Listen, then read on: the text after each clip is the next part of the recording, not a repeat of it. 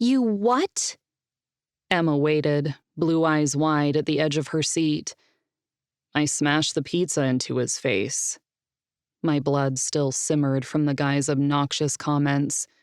I'd snapped at rude customers before, but most of the time I managed to keep the creature inside me under wraps. I was going to lose my job. Again.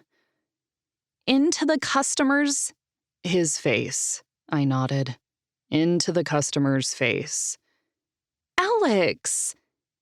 My best friend resembled a petite and curvy porcelain doll, with blonde and pink braids wound atop her head.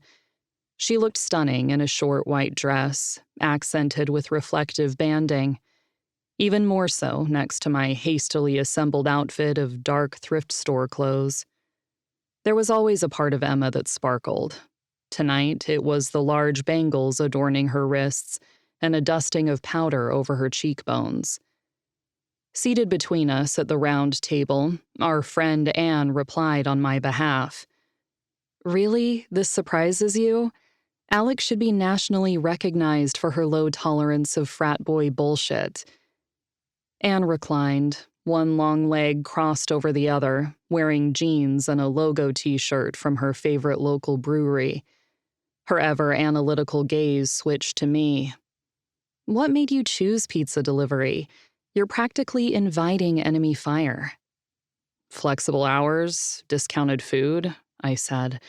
The hope I could get through a workday without a stranger making a remark about my ass.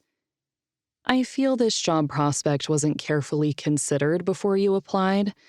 Let's hope the guy doesn't report you for more than poor customer service, Anne said.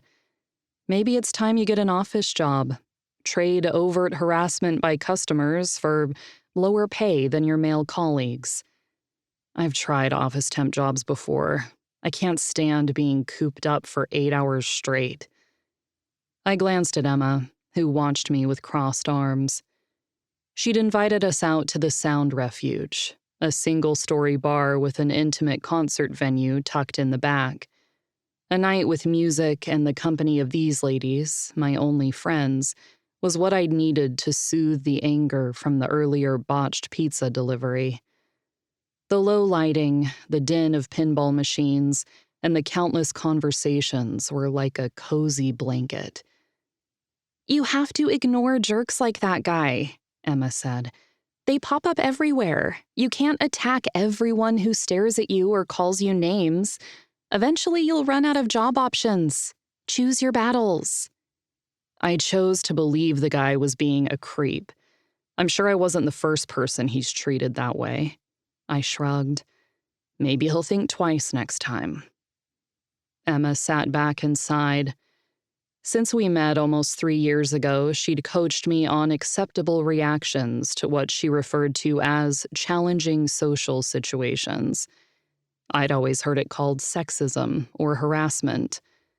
Her polite refusal to acknowledge it as such could grate on my nerves, but it was also the reason I'd been able to remain in Hopewell for so long.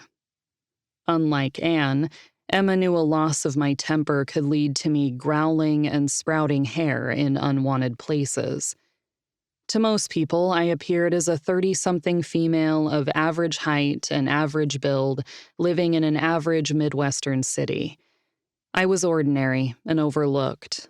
But for a werewolf like me, attempting to stay hidden and carve out some semblance of a life, being overlooked was exactly what I wanted.